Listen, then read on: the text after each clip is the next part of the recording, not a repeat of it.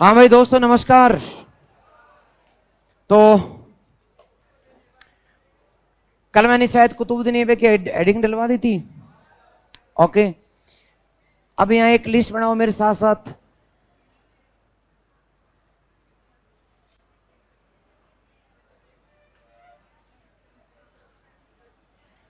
हाँ जी,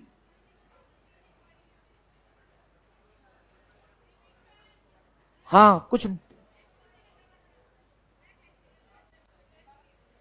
अच्छा कल वाले, चलो दो। एक तो आपके जो क्वेश्चंस हैं बहुत ज्यादा, जो संगम काल एवं जो तमिल साहित्य है उसमें से बहुत ज्यादा दे दिए और वो क्वेश्चन डेप्थ में दे दिए। उन्हें पता ही नहीं कि ये काल वैदिक काल नहीं है। इसलिए पेपर जिसने भी पुराने क्वेश्चंस को सेट किया उसमें बहुत ज्यादा क्वेश्चन संगम काल के हैं। तो इतना आप लोगों को उलझने की जरूरत नहीं है। संगम काल में जितना आना था मैंने करा दिया है। हाँ ज्यादा वही तो है ना, संगम काल में इतना ज्यादा फंसा दिया है। बिल्कुल। तो आप दो, मेरे को दो, दो रहे हैं बावड़ी। कहां तक हो गया था? 15।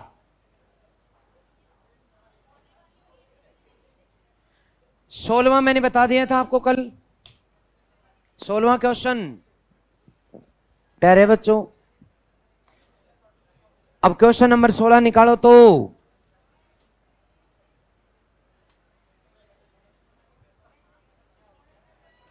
निकाल लिया क्या? इसमें मैंने बताया था कि कंबन, ओटकुटन और पुगले निध, ये तीन जो है संगम काल के बाद के तीन साहित्यकार हैं जिन्हें दक्षिणी भारत में त्रिरत्न कहा जाता है।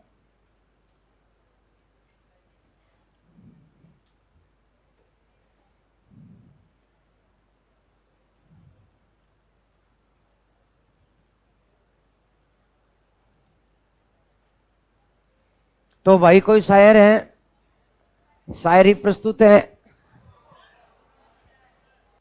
जहां देखो, जहां भी देखो इश्क के बीमार बैठे हैं। तो ऐसा है क्या? तो फिर गलत लिखा। अच्छा, जहां देखो दिल के बीमार बैठे हैं। बैठा है तू भी है? तो खुद ही कह रहा है मैं तो दिल का बीमार हूं। खैर, जहां देखो दिल के बीमार बैठे हैं, इश्क के बीमार बैठे हैं, हजारों मर जानी लाखों फिर तैयार बैठे हैं। अच्छा, हजारों मर गए लाखों तैयार बैठे हैं, किस में? दिल में या इश्क में? भाई हार्ट अटैक भी काफी आ रहा है, तो मरते तो हैं, ये बात तो है। तो लाखों नहीं, हजारों मर गए लाखों तैयार बैठे हैं, मरने को तैयार बैठे हैं, ये बहुत गलत है। कहते हैं करते हैं बर्बाद जिंदगी मोहब्बत में, ये बात तो ठीक लगी। करते हैं बर्बाद जिंदगी मोहब्बत में, फिर भी कहते हैं दुआ करो यार हम तो बेरोजगार बैठे हैं। खैर बेरोजगारी कर सकते हैं, बाकी तो खैर टाइम ही कहाँ है नहीं। तो 16वां क्वेश्चन मैंने बताया था त्रिरत्न में तीनों है। तमिल रामायण में आप लोग निकाल लें, मैंने लिखवाया था तमिल में महाभारत, उसके साथ रामायण भी जोड़ दें। जोड़ दिया? तेरे तो पता ही नहीं है कहां लिखवाया था। संगम काल निकाल ले, नई वाली है। संगम काल निकाल बेटा, मिल जाएगा आपको। ले मैं ढूंढ दूं।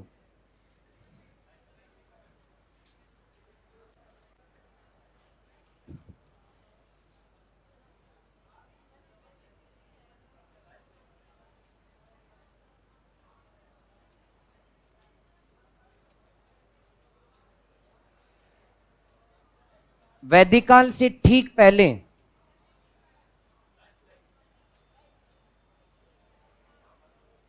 ये रहा। तो इसमें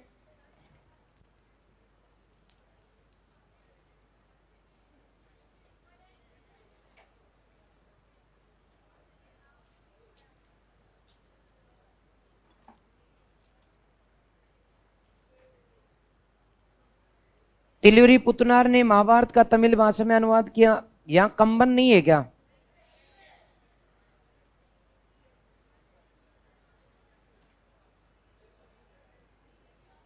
ओके, तो इसमें दोस्तों लिखिएगा कंबन ने, या लास्ट में जो लिखा ना उसमें लिख दो कंबन ने, कंबन, कवि कंबन, कवि कंबन ने रामायण का, अजी लास्ट, लास्ट का मतलब संगम काल का साथ। हाँ बिल्कुल। कितने का?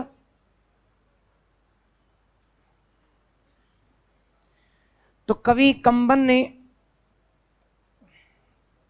रामायण का तमिल भाषा में अनुवाद किया।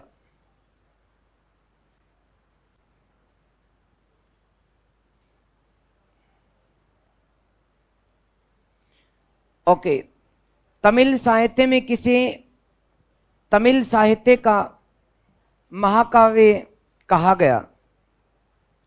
तो इसमें तमिल रामायण, ओवई, नल वेणवा और उपयुक्त सभी। तो दोस्तों वैसे तमिल साहित्य का रामायण, तमिल साहित्य का महाकाव्य तमिल रामायण नहीं है, ओवई नहीं है, नल वेणवा, नल वेणवा ये है, लेकिन इससे पहले के और महाकाव्य हैं जो मैंने बताया था। कौन कौन से? एक है शीतले सतनार द्वारा लिखा गया शिल्पाधिकारम, दूसरा मणिमेखले। पहला कौन सा है? शिल्पाधिकारम। उसका दूसरा भाग कौन सा है? मणिमेखले। ठीक है, पहले वो आएंगे। इन्होंने क्वेश्चन को अजीब तरह से बनाया है, लेकिन बाद के समय में एक और तमिल महाकाव्य लिखा गया, ये अपने सिलेबस में है ही नहीं, ये हिस्ट्री ऑप्शनल वालों के से संबंधित है, क्योंकि ये 13वीं शताब्दी में लिखा गया था, नल वेणवा। ये एक्चुअली उत्तरी भारत की एक कहानी है, राजा नल की और दमयंती की। उस, मुझे नहीं आती, मैं तो बता रहा हूं। उस नल दमयंती की कहानी को इन्होंने नल वेणवा के रूप में, एक महाकाव्य के रूप में लिखा, लेकिन ये संगम काल का भी नहीं है, ये तो मध्यकाल का प्रश्न है। कोई बात नहीं, इसका उत्तर मैंने बता दिया, आप इन प्रश्नों पर फोकस न करें। निम्नलिखित में से सही सुमेलित नहीं है ग्रंथ और रचयिता। अब ओट कुटन का मेरा बताया हुआ है, एक बार देखो तो।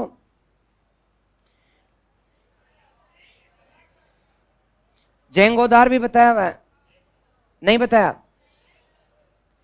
और मैं खोल खोल के दिखा दूं तो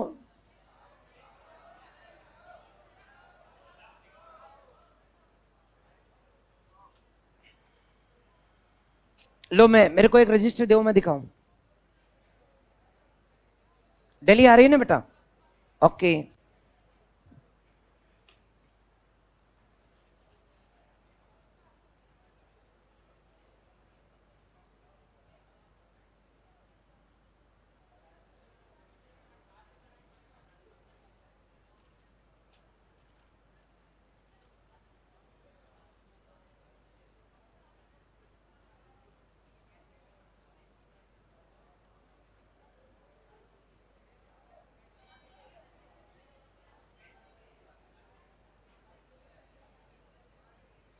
एक ये जो चोलकाल है ना, चोलकाल, चोलकाल में निकालो लास्ट का राजा कुलोतुंग प्रथम, निकालो फटाफट निकालो।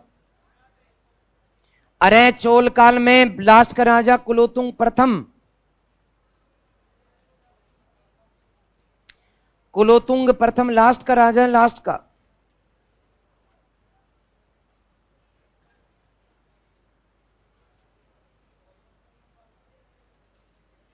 ये साउथ में से है, संगम काल के प्रश्न ही नहीं है ये। किसने कहा संगम काल? मैंने कहा मध्यकाल के करीब करीब। इसमें लास्ट में कुलोतुंग प्रथम का टाइम क्या दे रखा है? 1070 से। उसकी लास्ट लाइन देखो, इसके दरबारी जेंगोदार ने कलिंग तुपर्णी की रचना की।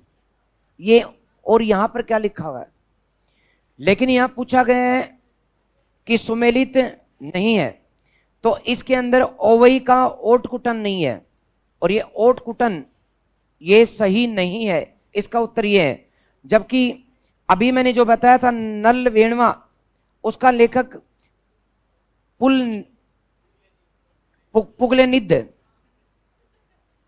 पुगलेनिद है, दिन नहीं, पुगलेनिद। और नल्लुल का लेखक पेरुन देवनार है, ये भी ठीक है। ऊपर वाला जो है ओटकुटन ने ओवई ग्रंथ नहीं लिखा, ये आपके सिलेबस के बाहर है मामला, इसको छोड़ दो। तमिल साहित्य की बाइबल 5वां वेद कुरल ये लिखाया हुआ है। और निम्नलिखित में से सही सुमेलित नहीं है। शिल्पाधिकारम कुरल कपिलर का हो गया, ये तो सरल है भाई। शिल्पाधिकारम का कौन है बताओ? इलांगो आडिगल। और दूसरा मणिमेखले का, जीवक चिंतामणि का। ओके, अब कुरल जो है वो कपिलनर ये नहीं है। अब कुरल का लेखक कौन है बताओ? तिरुवल्लुवर, ये लिखा हुआ है। तो ये हो गए अपने आप। तो 20 और 21 के हो गए। इसमें जो क्वेश्चन नंबर 19 है वो यहां से रिलेटेड ही नहीं है, वो कुछ चोल काल का है, कुछ चोलों के बाद का है। अगली यदि बात करें, मणिमेखले महाकाव्य में संबंधित घटनाओं पर विचार कीजिए। इसमें महायान बौद्ध संप्रदाय का वर्णन किया गया है, बिल्कुल है। इस महाकाव्य में कांची में पड़े अकाल का वर्णन है क्या? नहीं है। ध्यान से देख लो एक बार दोबारा खोल के, कहां का अकाल है? मदुरई का। और एक बार भले ही खोल के देख लो। और प्रोफेसर मेडेन डाले ने मणिमेखले को तमिल काव्य का ओडिसी कहा था, यह भी मेरा बताया हुआ है। इलियड और ओडिसी ये बताया हुआ है। आप एक बार खोलोगे तो पता लगेगा। खोल लिया क्या?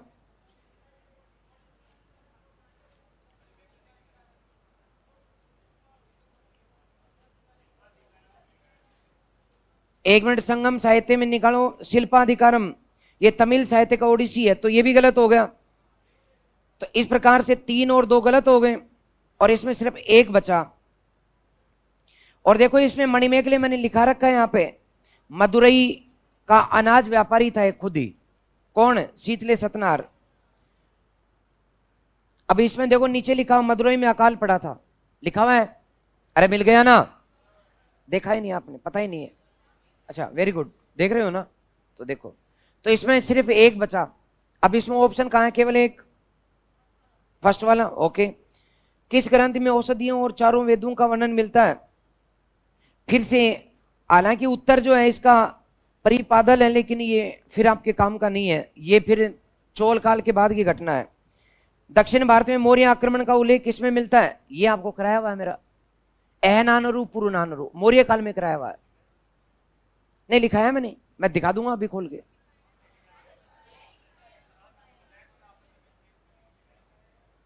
एहनानरु पुरुनानरु।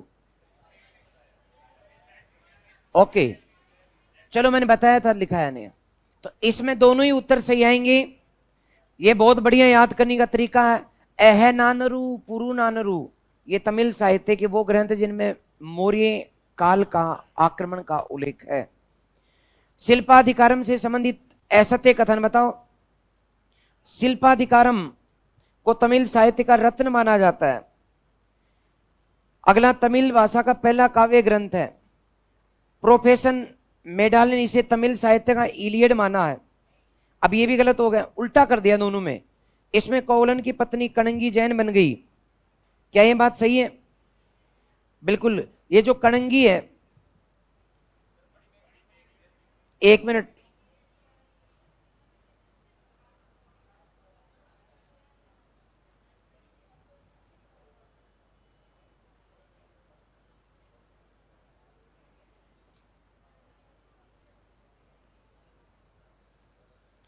ये ठीक है, कोवलन की पत्नी कणंगी जैन बन गई थी, ये लिखा हुआ है, देखो ये रहा।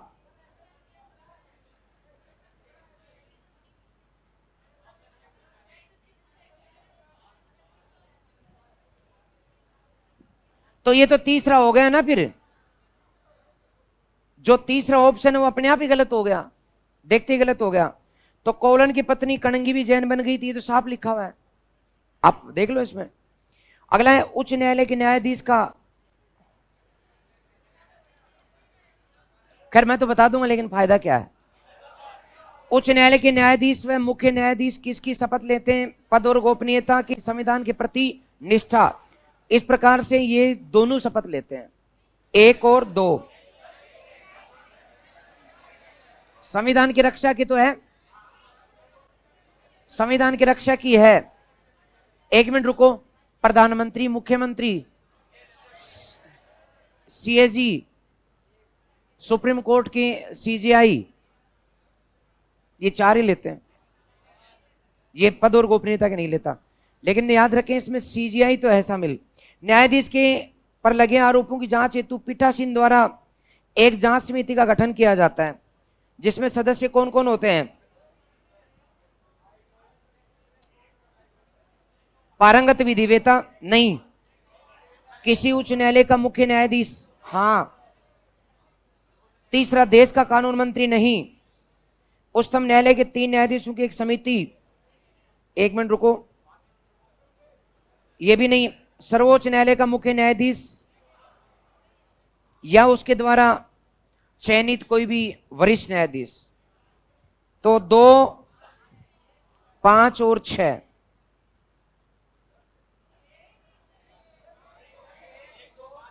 रुको रुको, पारंगत विधिवेता तो नहीं होगा, कैसे होगा?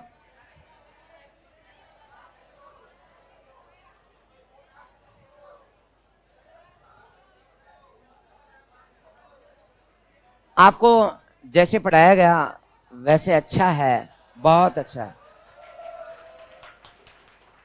लेकिन फिर भी पारंगत विधिवेता तो न्यायाधीश की नियुक्ति के लिए जरूरी होता है, इसके लिए नहीं। ये जांच है, इसका अर्थ है महाभियोग की जांच। खैर जो भी अच्छा पढ़ाया गया बहुत बढ़िया, थैंक यू वेरी मच, ये लीजिएगा। अपन टिक्का टिप्पणी नहीं कर रहे हैं, ओके। अगला प्यारे बच्चों, अपना एक लिस्ट बनाओ, आप बनाओगे जिसमें सल्तनत काल जो है वो पूरी की पूरी जो है आपको छापनी है। सल्तनत काल, इससे पहले मोहम्मद गौरी में पढ़ा चुका, इससे आगे की कहानी है, ठीक है। हेडिंग डालनी है सल्तनत काल 1206 से 1500। अजी कुतुबुद्दीन ऐबक की बात कर रहा हूं, वो 1206 में बना था मैडम जी।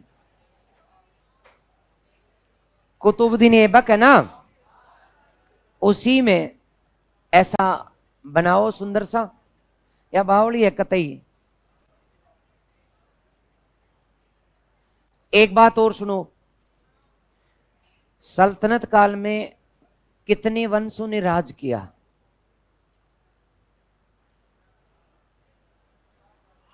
5। अरे वाह, वेरी गुड।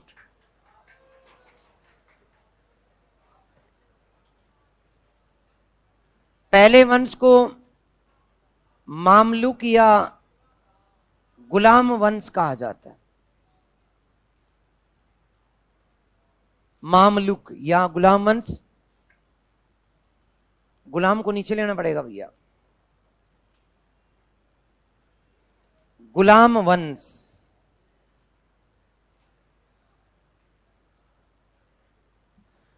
दूसरा वंश कौन सा है? खिलजी वंश।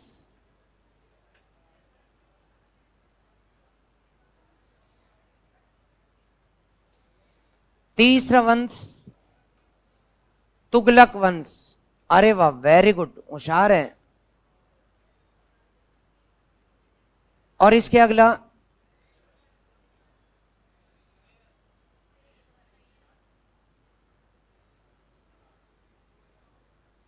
और लास्ट का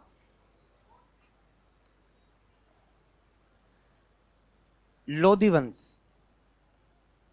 इनका टाइम कितना था बच्चों? 1206, 1290। खिलजी वंश 1290 से 1320। तुगलक वंश 1320 से 1414। सैयद वंश 1414 से 1451। और ये 1451 से 1526। ओके, तो आपने बनाया? बनाओ तो। अब इसमें सबसे पहले हम लेंगे कुतुबुद्दीन ऐबक।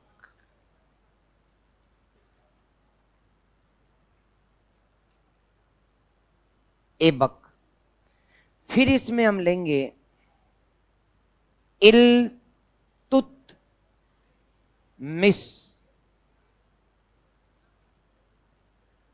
नंबर तीसरे पे रजिया ले लेते हैं। हालांकि पहले रुकनुद्दीन आता है, बहराम सा वगैरह, लेकिन रजिया ले लो। रजिया एंड भाई ऐसे लिख रहा हूं मैं। इसके 4 भाई और थे। अगला, अच्छा ऐसे ही बल बना जाएगा। नासिरुद्दीन मोहम्मद। और फिर है बलबन। फिर दोस्तों बलबन का बेटा कैकुबाद। कौन सा आबाद है? कैकुबाद। यहां कहा? खिलजी वंश में जलालुद्दीन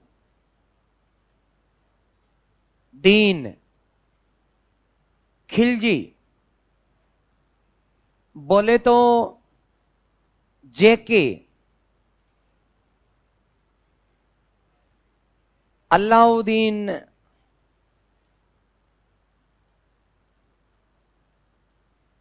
खिलजी। बोले तो एके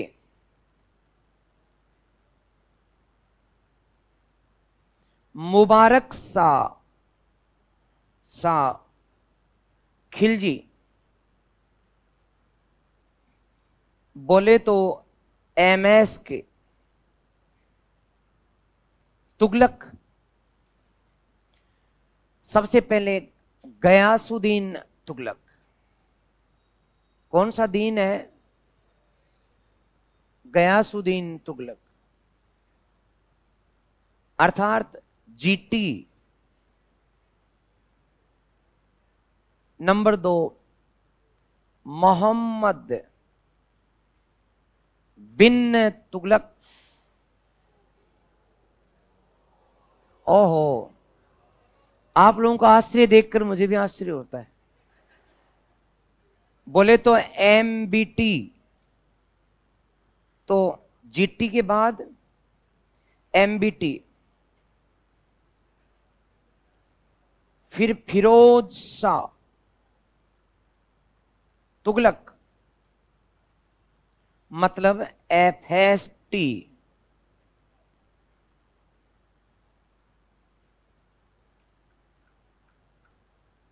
या बड़े राजा तो यही है, बाकी तो छोटो हो तो छोड़ दो।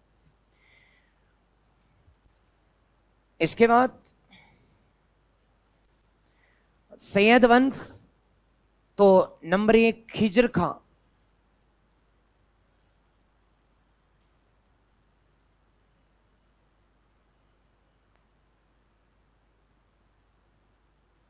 मुबारक सा। लोधी वंश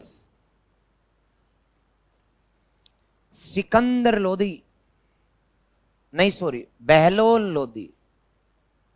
बहलोल लोधी, लोधी। दूसरा सिकंदर लोधी, सिकंदर लोधी। तीसरा इब्राहिम लोधी।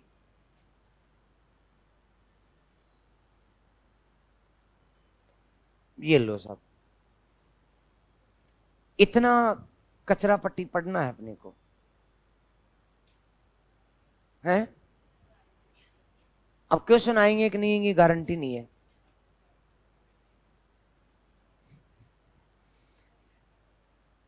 भाई देखो, मैं गारंटी कैसे दे दूं?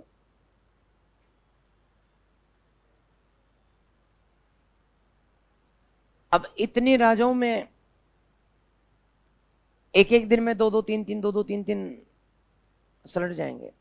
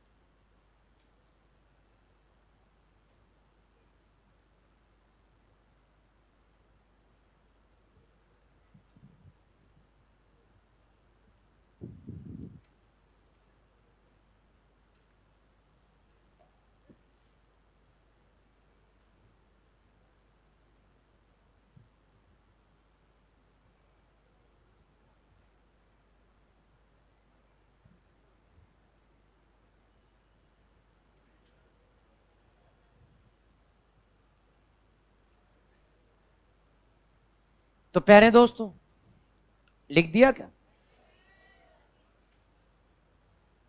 कुछ बच्चों ने तो लिख भी दिया,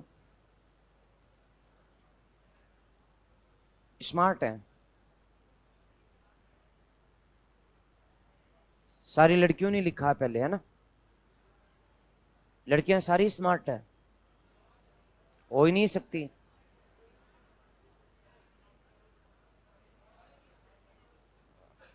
भाई लड़कियां स्मार्ट कैसे हो सकती है? लड़कियां तो ब्यूटीफुल होती हैं।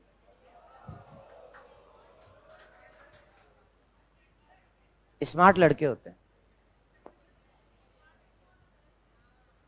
स्मार्ट का मतलब, जो लड़के होते हैं वो स्मार्ट, जो लड़कियां होती हैं वो ब्यूटीफुल। ये फिक्स है।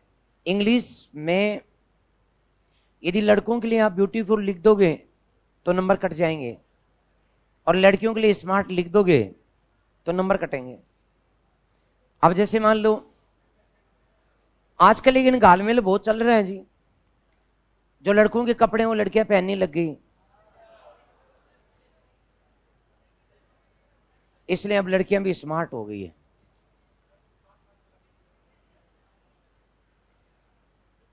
लेकिन फिर भी एक बात तो कहूं, भले लड़कियां जो हैं वो मूल ड्रेस छोड़ रही हैं,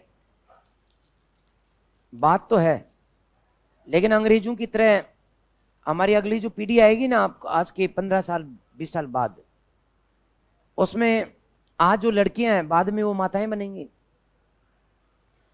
उस समय देखना उनकी जो संतान है उनको प्यार नहीं रहेगा अपने माताओं से, क्योंकि टी शर्ट पहनने वाली अपने बच्चों को मां का आंचल दे ही नहीं पाएगी।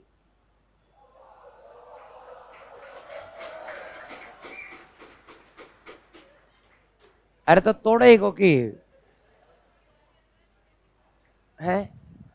मतलब मैं तो भारतीय संस्कृति पर एक लाइन बोली है मैंने। अरे लिख दो, मैं टाइम पास कर रहा हूं, बर्दाश्त नहीं हो रहा। तो बेटा मैं तो ये कहना पसंद करूंगा कि शादी के बाद टी शर्ट और शर्ट जो नकल है इसको बंद कर देना, ठीक है ना। भारतीय संस्कृति भी एक संस्कृति है। आज भी परिवार शब्द जो है वो सिर्फ हिंदुस्तान में बचा है, बाकी परिवार शब्द नहीं है। चाइना में देख लो, रशिया में देख लो, यूरोप, तो कहीं नहीं है परिवार। परिवार बचा ही हिंदुस्तान में। और परिवार की सबसे बड़ी नींव एक महिला होती है, क्योंकि वो दो घर बसाती है, एक पिता का, वहां के संस्कार, उसकी पहचान, और एक ससुराल, उसकी पहचान। जिस दिन भाई पुरुष प्रकृति है, मानता हूं, पुरुष धूर्त थे, मानता हूं, पुरुष शुरू से मकार थे, मानता हूं, नहीं थे, ये इस सच को स्वीकार करो। और आज भी हैं, क्योंकि उनके जेनेटिक कोड में मक्कारी धूर्तता ये है। फिर भी भारतीय संस्कृति इसलिए बची रही क्योंकि उसको बचाने वाली सबसे बड़ी जो मुख्य आधार थी वो महिलाएं थी, इसलिए भारत जिंदा है। अब महिलाओं ने चूंकि करवट ले ली है, अब वो बदलने जा रही हैं, अब संस्कृति नहीं बचेगी, खत्म। इसलिए मैं कहना चाह रहा हूं, ऐसे ही था पहले भी, ऐसे ही है और ऐसे ही रहेगा भी। ये बात सही है, ये बात तो नहीं, बिल्कुल सही है बेटा। अरे बावड़ो, आज एक जितने भी व्रत और त्योहार हैं उनका संचालन कौन करती है? ये बंद कर दे है? करवा चौथ के व्रत करना बंद कर दिया ना बेटा, आधी जिंदगी हो जाएगी। अब कोई बात नहीं, अब मैं मानता हूं आजकल करवा चौथ को पुरुष करते हैं, महिलाएं कुछ कुछ कम हो गई हैं। विवाद मैंने गलत छेड़ दिया, सॉरी।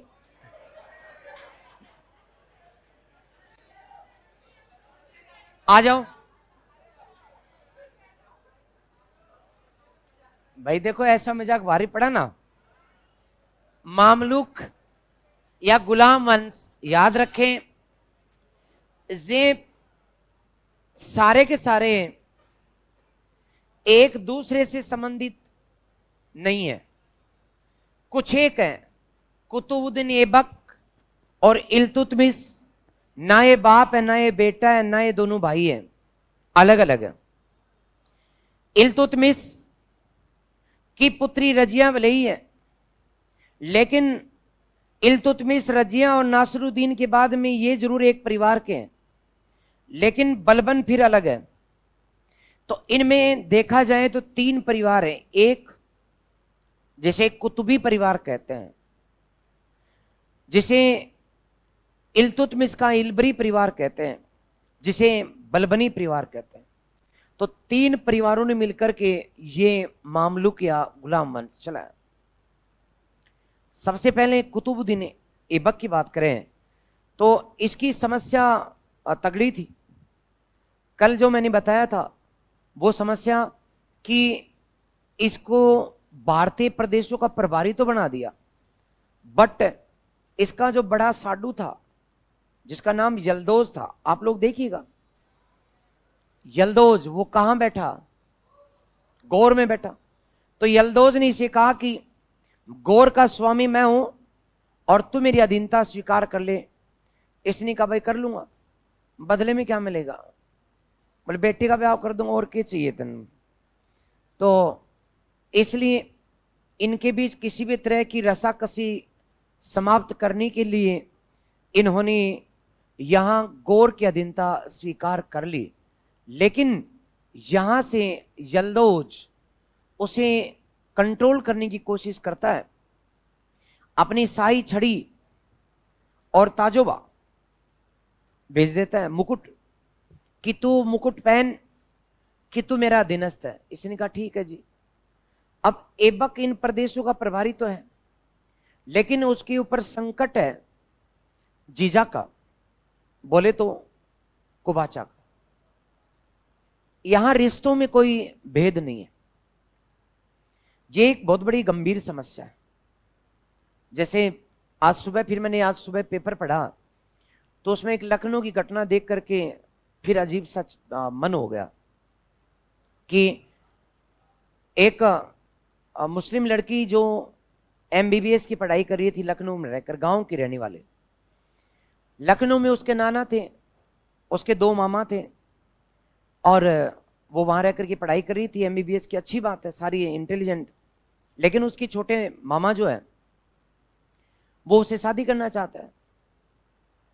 अब चूंकि होती है इसलिए वो जायज है, लेकिन लड़की उस लगभग कम पढ़े लिखे, जो कि मार्केट में कोई कपड़ों का काम करता था, उसे वो पसंद नहीं करती थी। वो उसे मामा ही कहती थी। उसने उस पर तेजाब डाल दिया, खुद सगे मामा ने। अब कल की घटना, और नाना बचाने वाले हैं, मामा मारने वाला है।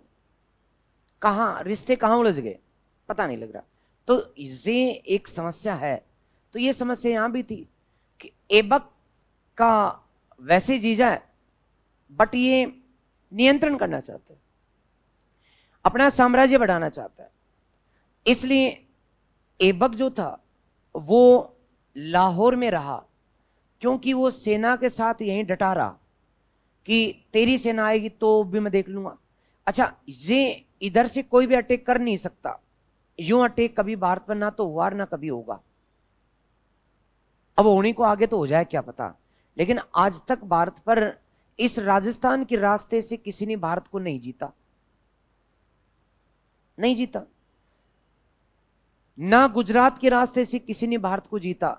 भारत को जीतने का मार्ग हमेशा पंजाब ही रहा। ना कश्मीर के रास्ते से किसी ने भारत को जीता। क्यों नहीं जीता? क्योंकि भौगोलिक प्रॉब्लम है, भौगोलिक समस्या है।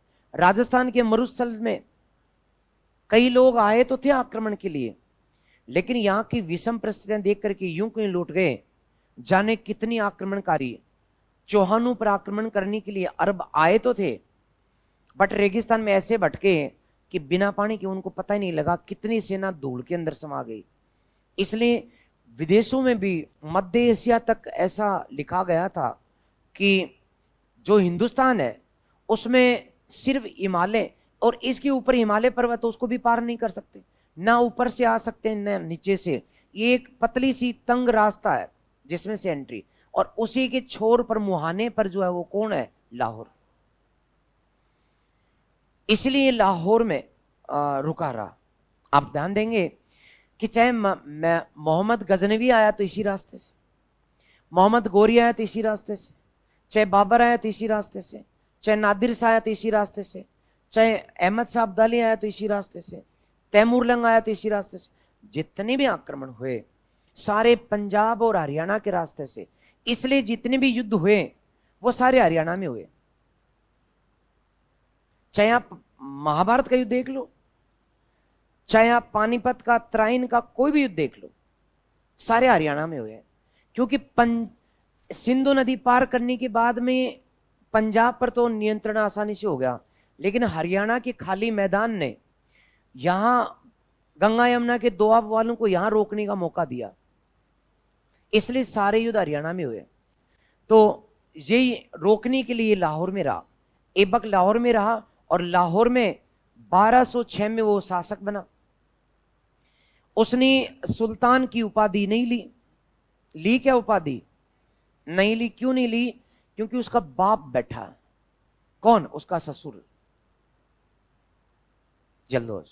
वो कहता है तो मेरा अधीन है, स्वतंत्र सुल्तान कैसे हो सकता है?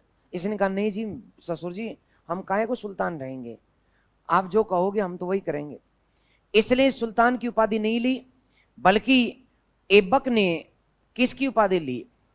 सिपह सालार या मलिक? मलिक, मलिक की उपाधि ली। ये दो उपाधियां इन्होंने ग्रहण की कि मैं सिपह सालार हूं। यानी सिपह सालार जैसे अभी सोनिया गांधी का सिपह सालार राजस्थान में जो है वो अशोक गहलोत है, या फिर मोदी जी का सिपह सालार जो है बीजेपी का जोशी है। सीपी जोशी नहीं, कौन सा जोशी बीजेपी का? अच्छा हाँ, वो भी सीपी जोशी। दोनों सीपी जोशी हैं, कांग्रेस में भी सीपी जोशी। तो ये सिपह सालार का मतलब अधीनस्थ, तो इसने अधीनस्थ की उपाधि ग्रहण की। ये जो ऐबक था ना दोस्तों, ये मुडी बहुत था, मूड में होता तो दान दे दिया करता था।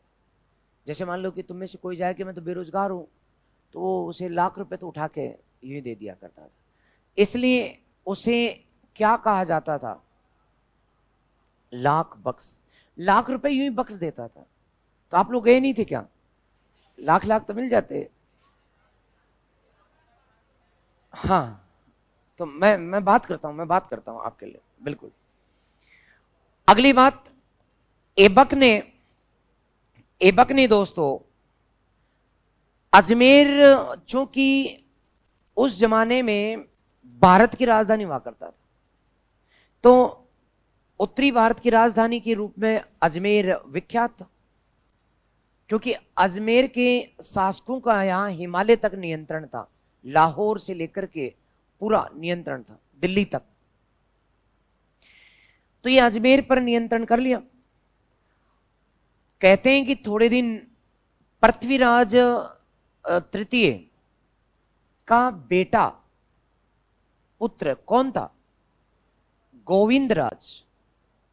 ये गोविंदराज अजमेर में शासक बन गया, अधीनता स्वीकार कर ली। बट पृथ्वीराज का भाई, छोटा भाई हरिराज, उसने कहा कि नहीं, ये विधर्मी, ये मुसलमान, इनकी अधीनता क्यों?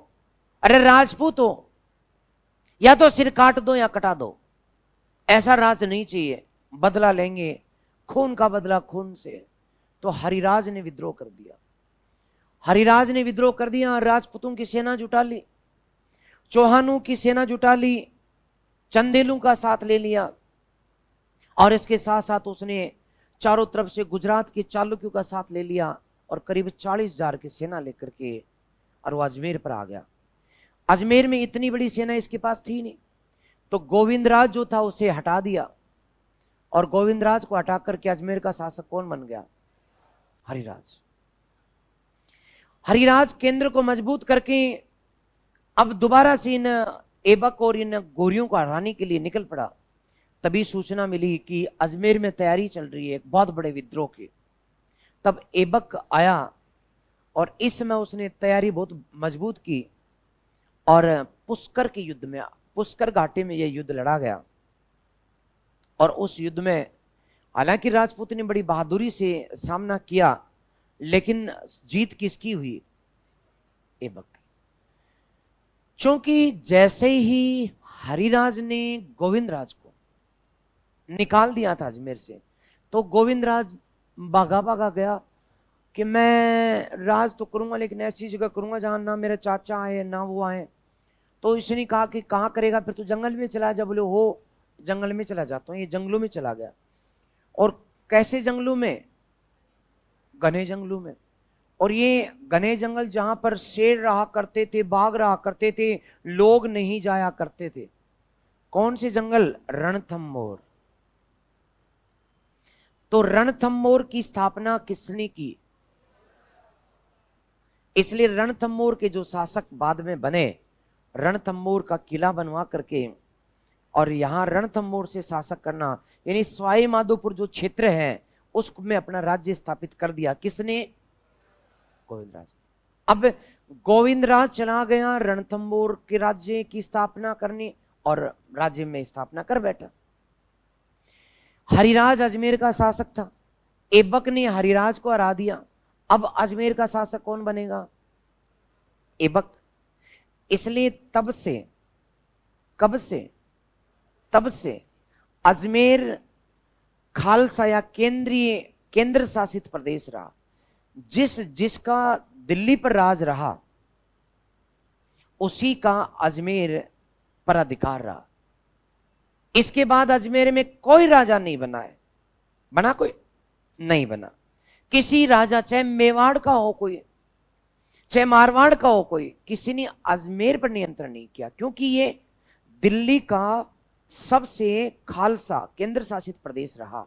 यहां तक कि जब अंग्रेज आए थे, मुगल आए थे, तो आप देखते हैं कि अकबर जो था उसने कभी अजमेर जीता ही नहीं, क्योंकि जैसे ही बाबर का दिल्ली पर अधिकार हुआ, अजमेर पर अपने आप ही हो गया।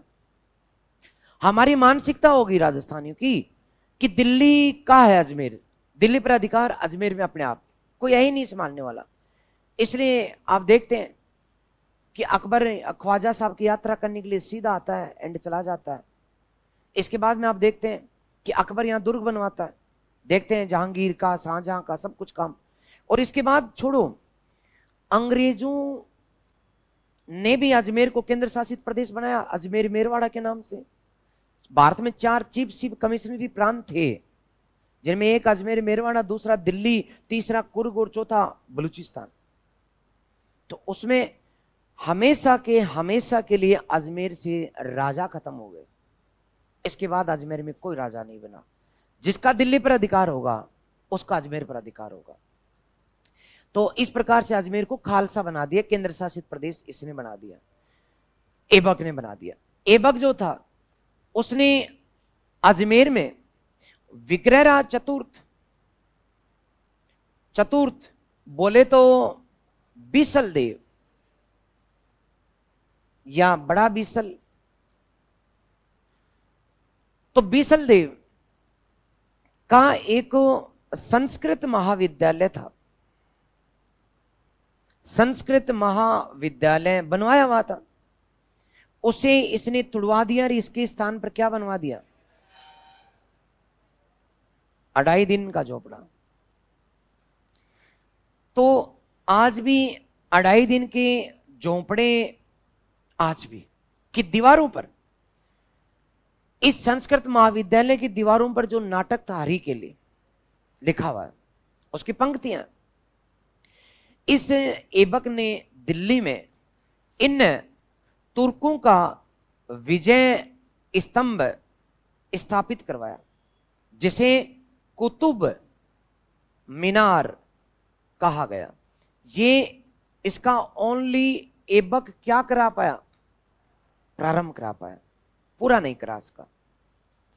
ये कुतुब मीनार, ये वास्तव में पहले किस काम आती थी? अजान देने के लिए। अजान का मतलब जानते हैं? नमाज पढ़ने से पहले जो आवाज लगाई जाती है, अल्लाहू अकबर, तो वो जो अजान लगाने के लिए इसका इस्तेमाल होता था। यानी पहले माइक तो थे नहीं बेटा, माइक थे क्या? आवाज दूर तक कब जाएगी? जब व्यक्ति ऊंचा जाकर के चिल्लाएगा अल्लाहू अकबर, तो दूर तक जाएगी। तो ये कुतुब मीनार का निर्माण क्यों करवाया गया पूछ ले तो किसके लिए करवाया गया? ये पोलो खेलता था, पोलो। ऐबक क्या खेलता था? एक दिन लाहौर में 1210 को पोलो खेल रहा था और घोड़े को पोलो खेलते पोल मिल गई और धम से नीचे पटका और फट से मर गया। कौन? लो ऐबक खत्म, घोड़े से गिर करके मर गया। जो युद्ध के मैदानों में जीत जाता था वो खेलते खेलते मर गया। ये है इतिहास, ये है इतिहास। इसलिए घमंड मत करना मैडम प्लीज। व्यक्ति का वक्त कब बदल जाए कोई पता नहीं, पता है नहीं। तो लिखवा दो, लिखवा देता। मैंने खिचड़ी पका दी है मेरी, और इतना ही बहुत है, इससे ज्यादा कोई जरूरत नहीं है आपको।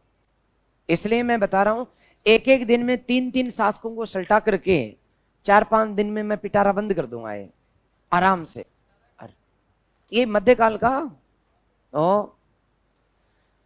तो एबक को हेडिंग डाल रखी है कल की, उसमें लिखेंगे 1206 में, लिखा दूं ना? तो तैयार हो जाओ, हाथों को मालिश वालिश करो, पेन को पकड़ो, कॉपी को एकदम साफ करो, फैलाओ, और ये सब हो गया हो तो आप लिखना शुरू करो। नंबर 1 कुतुबुद्दीन ऐबक। अरे वाह, तो होशियार हो गए बेटा, हेडिंग बहुत बढ़िया डाली है, देख।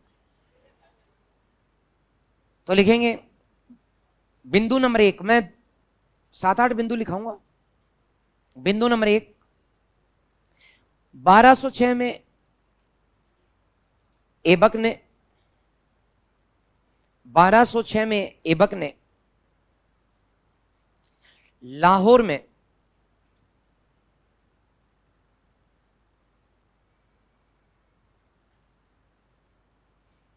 भारतीय प्रदेशों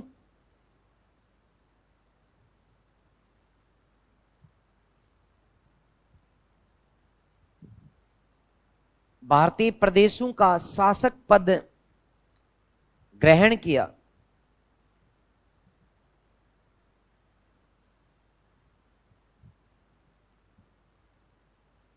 ग्रहण किया। लाहौर में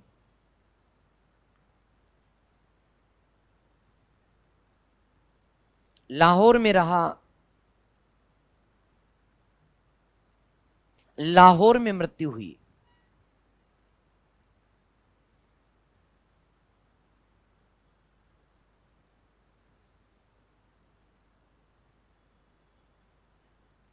ओके, आगे लिखेंगे ऐबक ने अजमेर में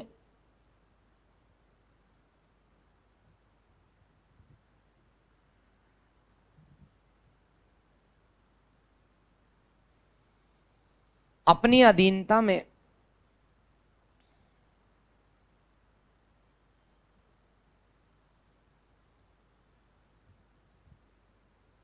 पृथ्वीराज के पुत्र गोविंदराज को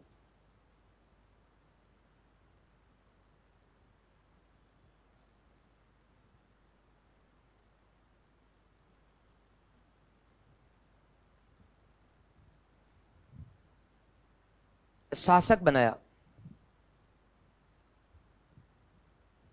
गोविंदराज को शासक बनाया, परंतु पृथ्वीराज के भाई हरिराज ने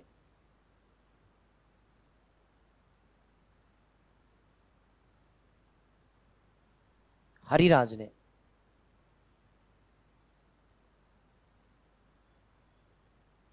गोविंदराज को हराकर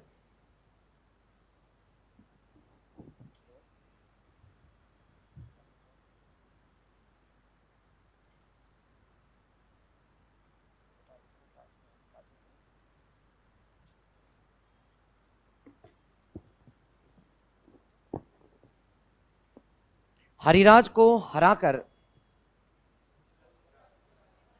हाँ सॉरी, गोविंदराज को हराकर अजमेर पर नियंत्रण कर लिया।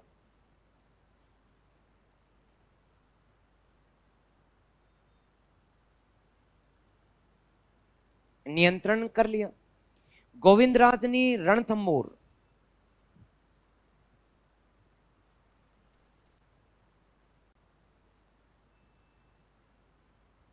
में चौहान राज्य की स्थापना की।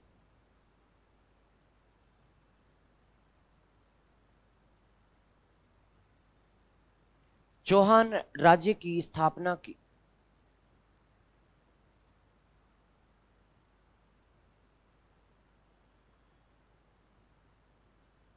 स्थापना की। चौहान राज्य की स्थापना की या चौहान वंश की स्थापना की। ओके, आगे लिखेंगे ऐबक ने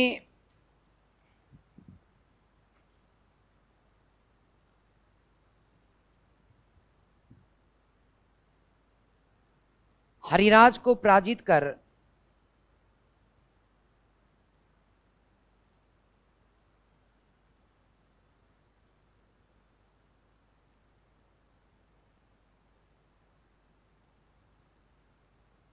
अजमेर को खालसा बनाया।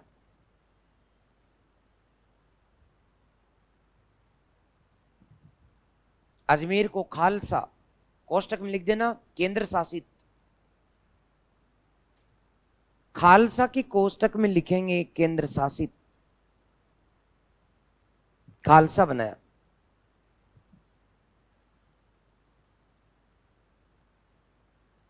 आगे लिखेंगे ऐबक ने ग्वालियर, बयाना,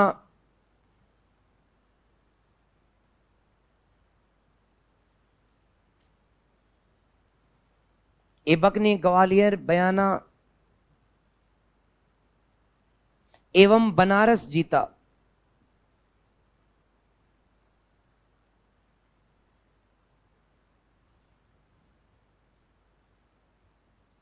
अगला लिख देंगे परमीर्दी देव को हराकर, हाँ जी परमीर्दी देव है, वैसे परमार्दी लिख दो बोले, परमीर्दी देव या परमार्दी देव लिखते हो। कहां का राजा था? चंदेल का राजा था। रब थारो के वगो महोबा या खजुराहो, खजुराहो का राजा था और इसका गोत था चंदेल। तो चंदेल वंश का राजा था कौन? परमार्दी देव। तो चंदेल जगह थोड़ी ना। अब आप बताओ चौहान कहां से है? चौहान, अरे चौहान तो वंश है। अरे हाँ, तो तुम कहोगे नहीं चौहान को जीतेंगे, चौहान क्षेत्र में राजा बनेगा। कौन सा चौहान क्षेत्र? ऐसे थोड़ी होता है। चंदेल राजा प्रमिर्दी देव को हराकर महोबा और खजुराहो जीता। लास्ट लाइन लिख दो, प्रमिर्दी देव को हराकर महोबा खजुराहो जीता।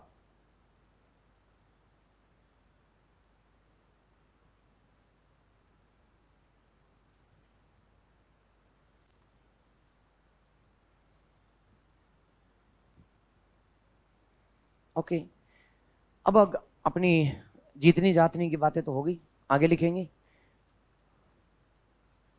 ऐबक ने सुल्तान की उपाधि धारण नहीं की। हाँ,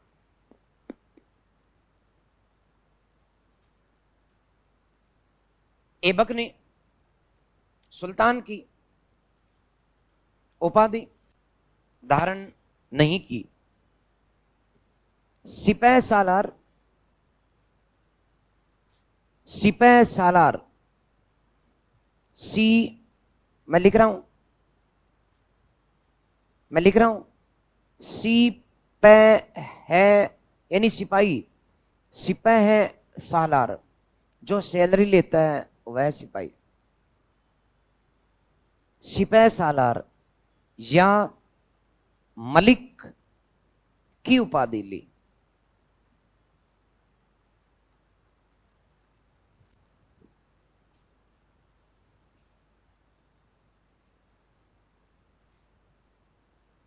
ओके, अगला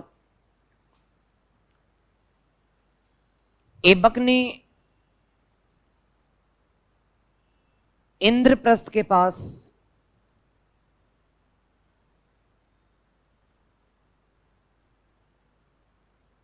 इंद्रप्रस्थ के पास तुर्क विजय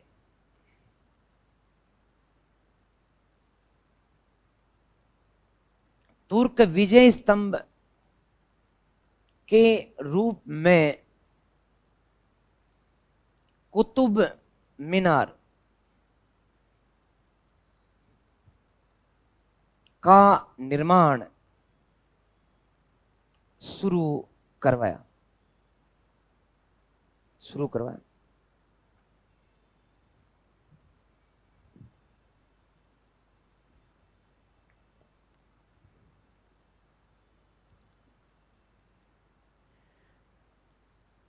कुतुब मीनार सूफी संत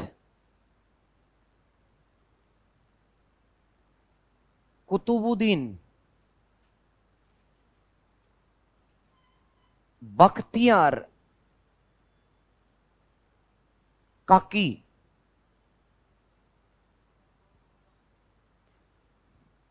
अच्छा पिछला बोलूं दोबारा, ये वाला दोबारा से तो देखो बच्चों, ये लिखा हुआ है इंद्रप्रस्थ के पास तुर्क विजय स्तंभ के रूप में कुतुब मीनार का निर्माण शुरू करवाया। लिख दिया ना। अगला, कुतुब मीनार कोमा सूफी संत कुतुबुद्दीन बख्तियार काकी की याद में बनवाई गई। काकी की याद में, काका की याद नहीं बेटा, काकी की याद में, काकी की याद में बनवाई।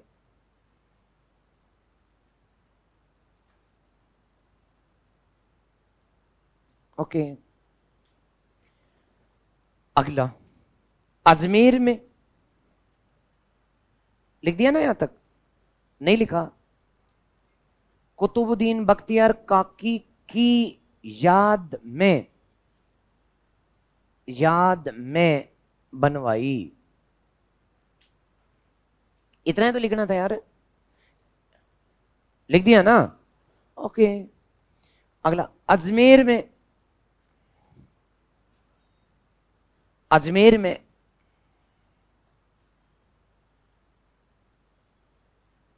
विग्रहराज चतुर्थ,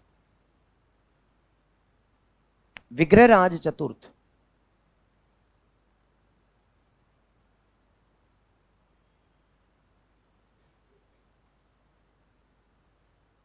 कोष्टक में बिसल देव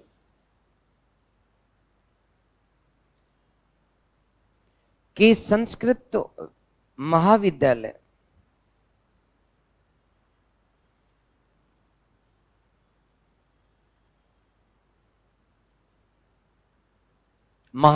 को तुड़वाकर संस्कृत महाविद्यालय को तुड़वाकर 2.5 दिन का झोपड़ा बनवाया। 2.5 दिन का झोपड़ा बनवाया।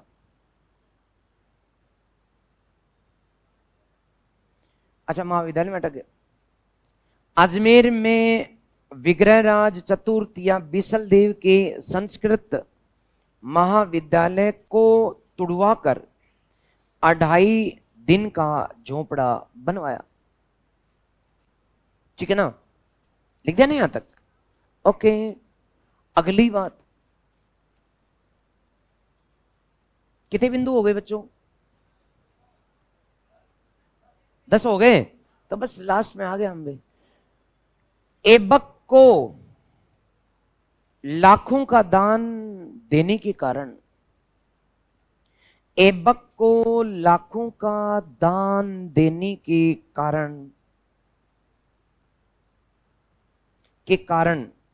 लाख बक्स कहा जाता था। लाख बक्स कहा जाता था।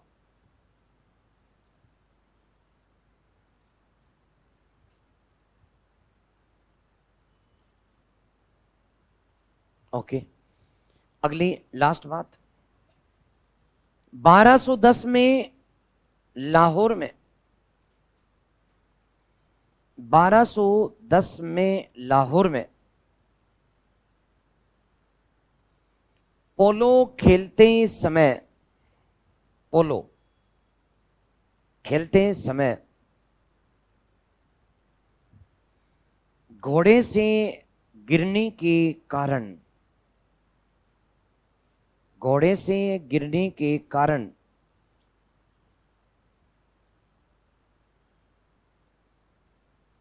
ऐबक की मृत्यु हुई।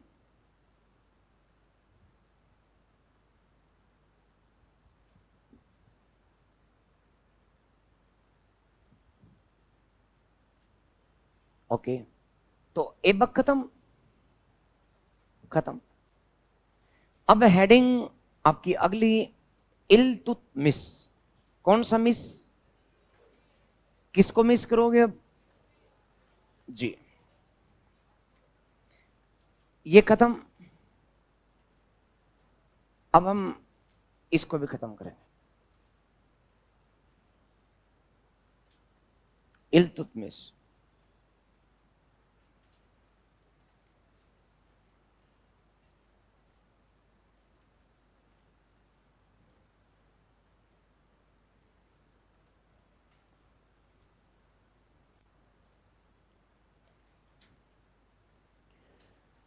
तो दोस्तों, इल्तुतमिश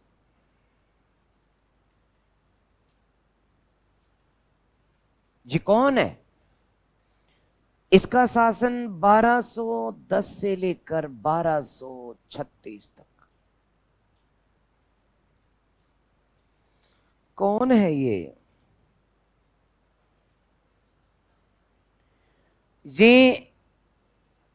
ऐबक का दास, यानी ऐबक ने इसको खरीदा। बाद में इल्तुतमिश की छोरी जवान हुई तो उसने कहा मैं तो ब्याह करूंगी। बोले कर ले, तो क्या दिक्कत है। और क्या बन गया? दामाद। तो दास जो होते थे वही दामाद भी बनते थे। दास एवं दामाद। 1194 में गोरी ने चंदावर के युद्ध में इसे देखा। युद्ध में इसकी वीरता देखी और ऐबक को आदेश दिया। ऐबक को कहा, क्या कहा कि दासत्व से मुक्त कर देना, और दासत्व से मुक्त करने का आदेश दिया।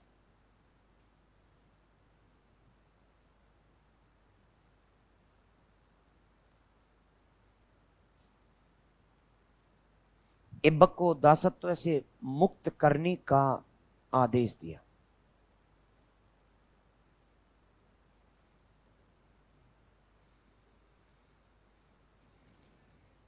तो पहले मैं बता रहा हूं, आप तो सुनते जाओ। समझ रहे हो ना? ओके।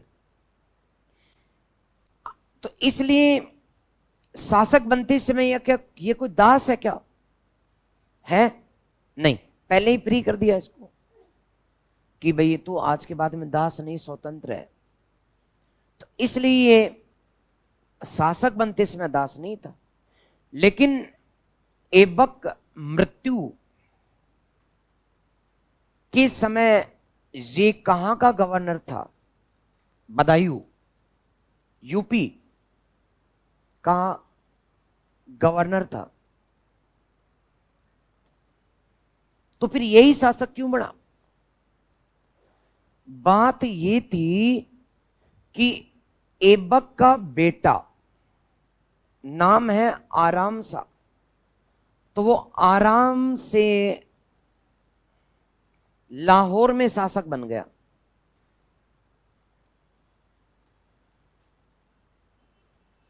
अब लाहौर में जब शासक बनेगा दोस्तों, तब उनको तो पीड़ा होगी। ये लाहौर में शासक बन गया और यहीं आराम से रह रहा है, नाम आराम सा। तो ये जो भारत में इन प्रदेशों में जो लोग थे, जो तुर्क थे, वो घबरा गए। उनको लगा कि हमारा क्या होगा।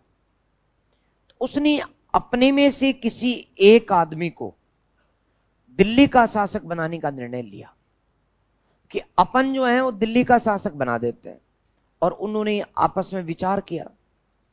नया नया राज था, नया नया काज था, नए लोग, नई धरती, नई जमी, भारतीयों का विरोध। इसलिए हर किसी की आंखों में डर था, डर, डर ही डर। क्यों था डर? क्योंकि भारतीय अभी भी उन्हें निकालने की कोशिश कर रहे थे। इसलिए इन्होंने तय किया कि हमें कोई अच्छा, ईमानदार, मजबूत व्यक्ति चुनना है। और जब वो चुनने की बात आई तो उनमें सबसे महत्वपूर्ण कौन बना? इल्तुतमिश। इसलिए इल्तुतमिश जो है, इल्तुतमिश, उसे किसने चुना? थोड़ी सी बढ़ा दे, बढ़ा दे, बढ़ा दे। तो इल्तुतमिश को किसने, बताओ? भारतीय, भारतीय, एक बात बताओ, सुनो। मैं जोर जोर से बोलूंगा ना तो शाम तक मेरे बड़ों मेरे साथ छोड़ देगो, तो बढ़ा दे।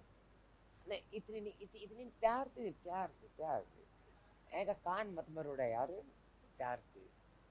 हाँ, आ जाएगी ना आवाज, आ जाएगी, आ जाएगी। आई। तो भारतीय प्रदेशों के तुर्क सरदारों ने, भारतीय प्रदेशों के तुर्क सरदारों ने इल्तुतमिश को कहां का शासक बनाया? बताओ। दिल्ली में शासक बनाया। अब दोस्तों एक बात बता दो तुम, दिल्ली में पहला सुल्तान कौन बना? इल्तुतमिश।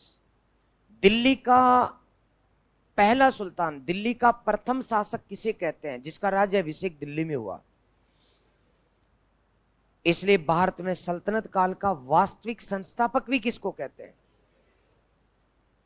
ठीक है, तो अब उतार दो,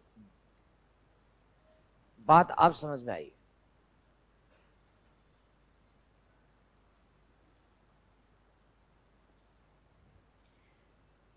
दिल्ली का प्रथम शासक, दिल्ली सल्तनत का वास्तविक संस्थापक,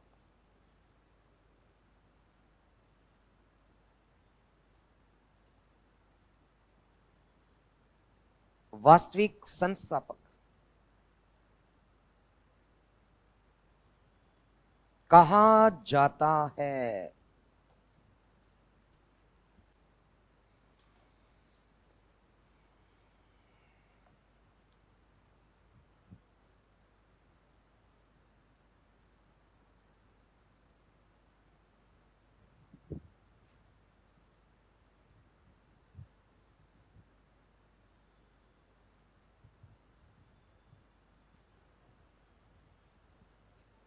इसमें हंसने की कौन सी बात है?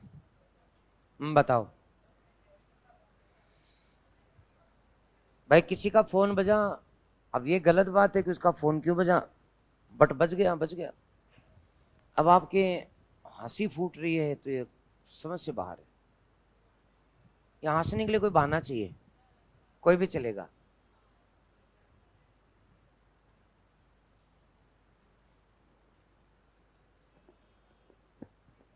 और क्या, छोटी छोटी बातों में खुशियां ढूंढ लेते हैं।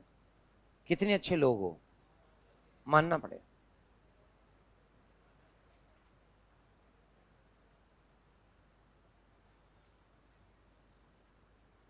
कुछ तो जो है वो मुस्कुराते ही रहते हैं, नहीं?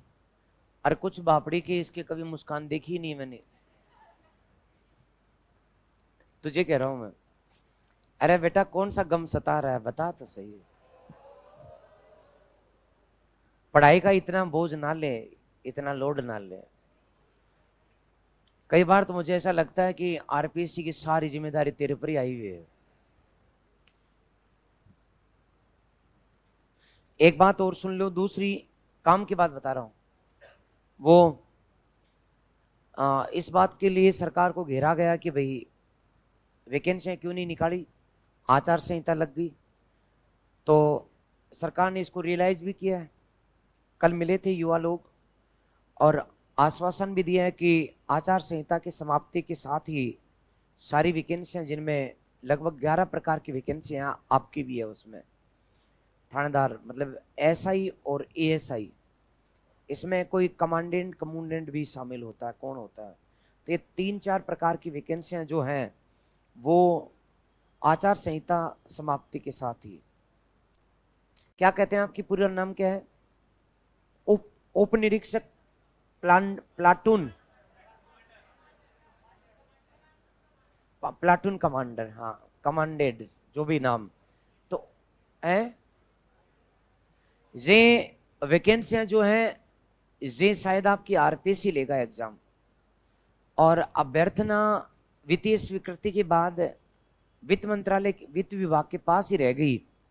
आपकी वैकेंसी आरपीएससी के पास गई ही नहीं,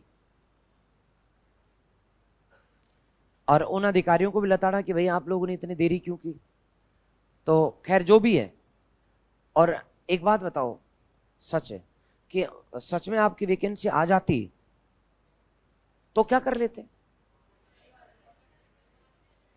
अच्छा है, आने वाली है, तैयारी कर लो, आते ही टूट पड़ो। हाँ, बस उम्मीद ये रखो कि वैकेंसियों की संख्या 1200-1300 हो, क्योंकि 1200-1300 की सूचना है। और हाँ, एक बात और, नए जिले बने इसलिए थानों का पुनर्गठन होगा बड़ी संख्या में। तो अच्छी बात है, तुम्हारे लिए बहुत अच्छी बात है। और ये भी अच्छी बात कि आज जो तुम छोटे थानेदार बनोगे, जल्दी असली थानेदार भी बन जाओगे, यानी कि इंस्पेक्टर। अभी तो ऐसा ही बनोगे, ऐसा ही तो सेकंड ग्रेड की नौकरी है, गजेटेड नहीं होता ऐसा ही, लेकिन उसका प्रमोशन 3 या 4 साल में हो जाता है। तो तुम्हारा तो और भी जल्दी होगा। हो सकता है कि प्रोबेशन पीरियड पूरा और प्रमोशन हो जाए, तब तुम गजेटेड बनते ही फिर देखो तो 3 स्टार के रुतबे।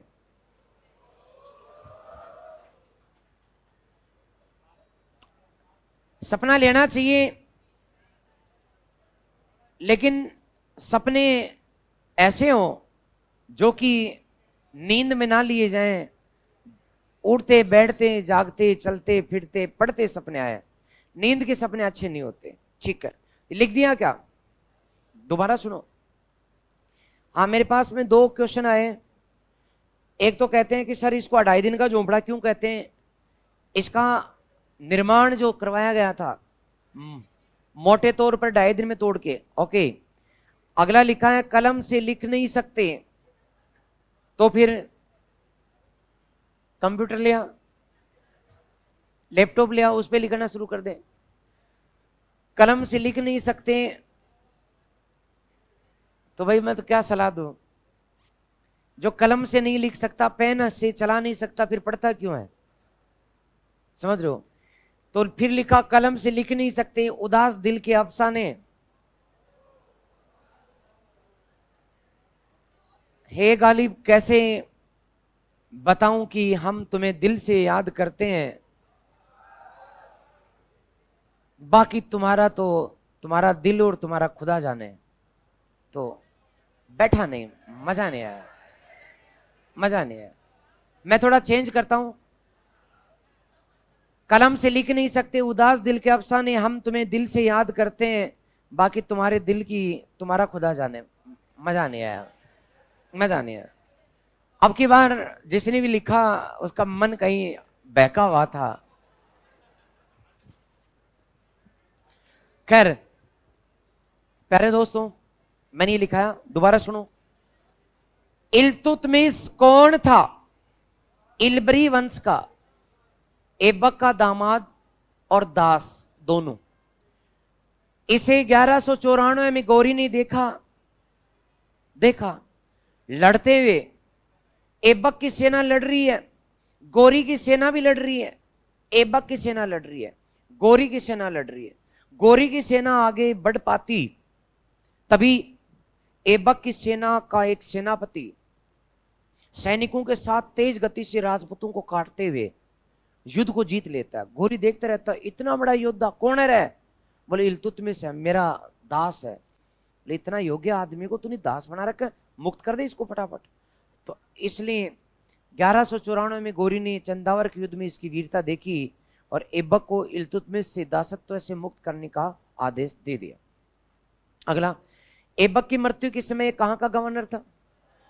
बदायूं यूपी का गवर्नर था।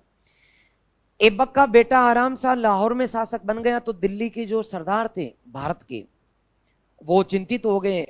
उनको लगा कि राजपूत हर जगह विद्रोह कर रहे हैं, हिंदुस्तान से भागना पड़ेगा। राज्य जम नहीं पाया, गौरी मर गया, ऐबक मर गया, अब कौन संभालेगा? तब इनको इल्तुतमिश योग्य लगा। इन्होंने इल्तुतमिश को बुलाया और दिल्ली में शासक बनाया।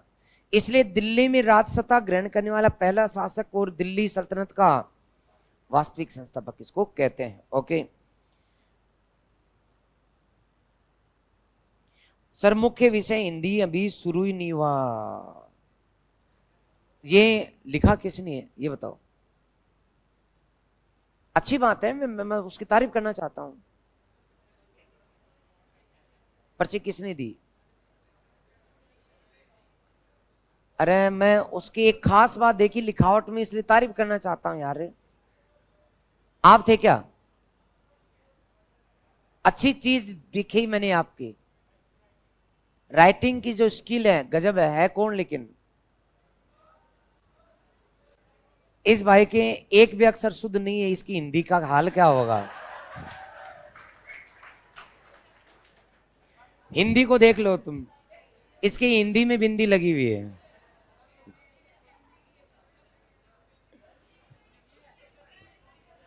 डिमांड हिंदी की अक्षर एक भी शुद्ध नहीं।